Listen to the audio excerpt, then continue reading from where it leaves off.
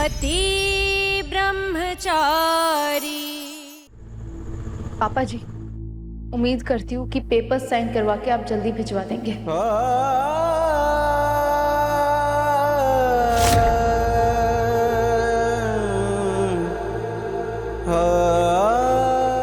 ईशा जी, इतनी नाराजगी कि आज आप डिवोर्स पेपर देके जा रही है मुझे।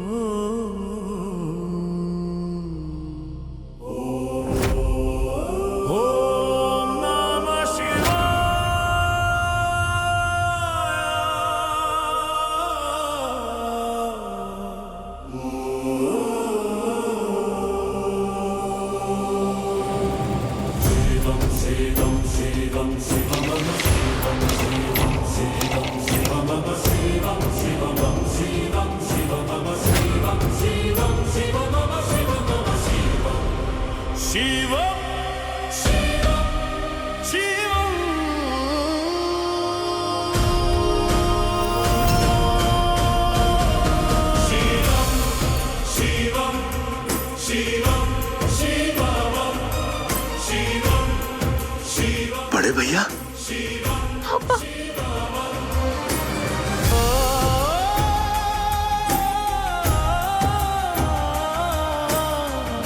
पापा,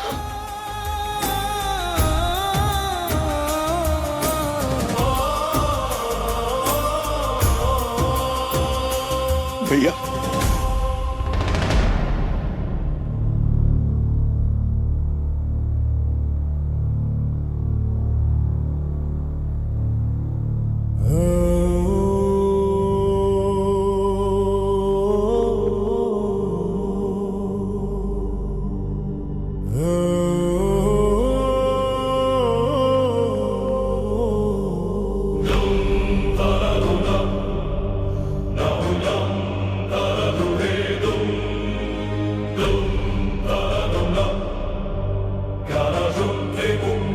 इस घर पर आई भयंकर विपत्ति का अब अंत होने वाला है।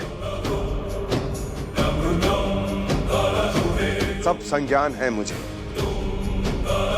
सृष्टि का ये नियम है, कुछ पत्तों के झड़ने के बाद ही पेड़ पनपता है। इस परिवार से जो रिश्ता टूटा है, वो रिश्ता सूरज पर ग्रहण बनकर छाया था।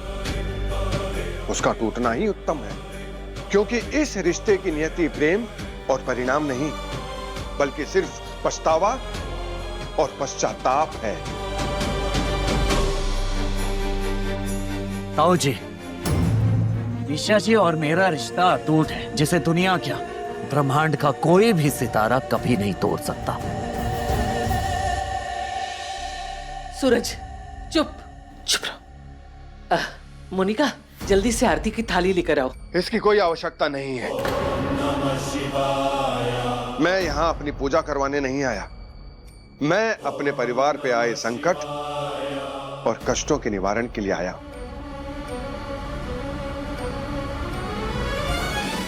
हे कुंज बिहारी, मैं हारी। ये प्रभु की कृपा है कि आप वापस आ गए।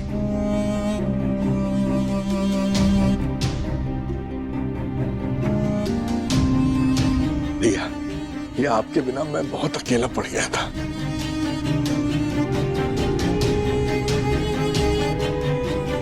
इतने बरस मैंने जब तब साधना और संन्यास से मन की दिशा को साधा, जिसका उपयोग गृहस्थ जीवन में भी किया जा सकता है। जैसे ही मुझे आभास हुआ कि मेरा परिवार अपनी ऊर्जा खो रहा है,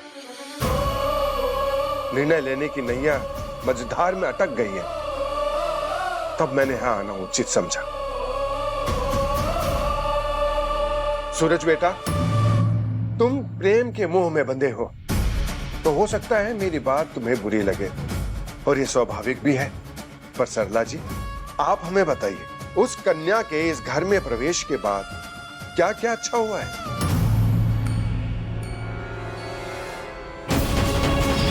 ये रहे गवाह। अब आप इनसे खुद पूछ सकते हैं कि सब के पीछे किसका हाथ है। मम्मी जी को ड्रग्स के बारे में कुछ नहीं पता था। ये सब मैंने ही किया है। कांस्टेबल, अरेस्ट करो इसे। अदिति, गुटका किंग गुलाब सिंह की बेटी बनी बार डांसर। असल में बात है, ये शादी नहीं होगी।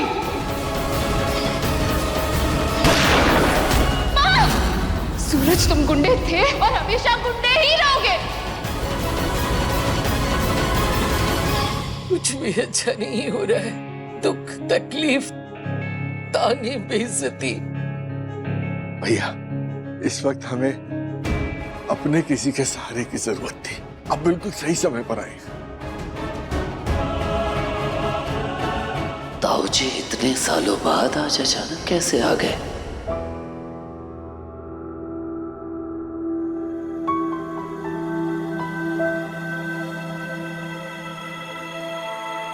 आजा मेरी गुड़िया रानी, बिल्कुल सही समय पर आई है। तो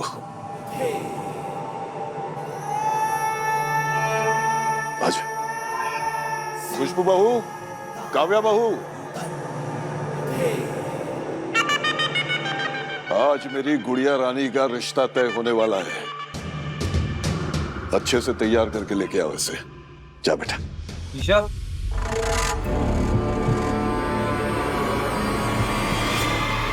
तू सच में शादी के लिए मान गई है?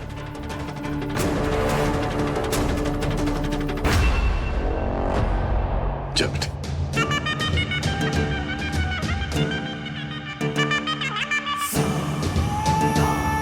क्यों बेटा, हो गई तसल्ली?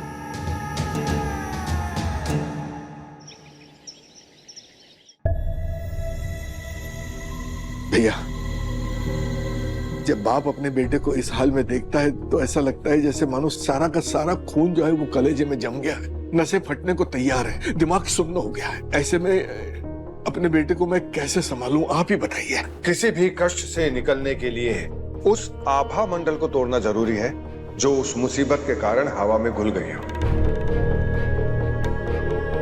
इस घर का शुद्धिकरण करना होगा, और इसकी शुरुआत सूरज और ईशा के रिश्ते की डोर टूटने से होगी।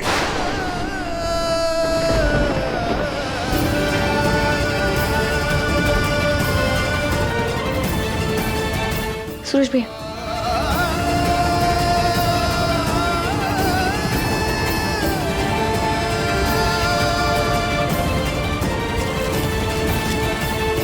पेपर जी, महारानी तलाक के कागज छोड़कर गई है ना, तो ठीक है, सूरज ही पहले इस पर साइन करके भेज देगा। ले बेटा। मैं नहीं करूंगा।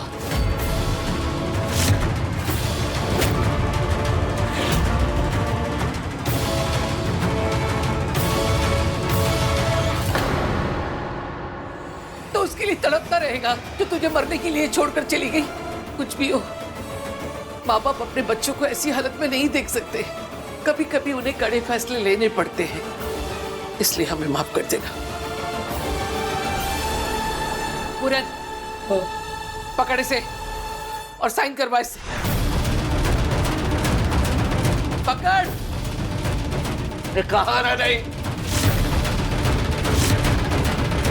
न हवा को कोई बांध सका, न रेत मुट्ठी में टिकी, न पानी किसी सरहद के लिए रुका। बेटा, तू भी अपनी जिद छोड़ दे। ईशा जा चुकी है बेटा। जानता हूं बेटा, आसान नहीं होगा, लेकिन फिर भी ये बाप तुझसे कहेगा, आगे बढ़ और बना ले अपने लिए एक नया रास्ता।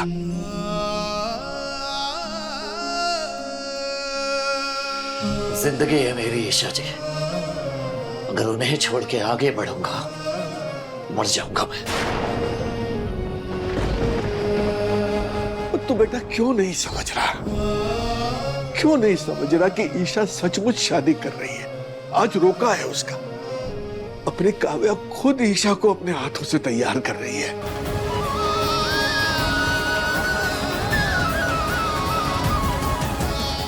पति ब्रह्मचारी शाम 7 बजे दंगल टीवी पर।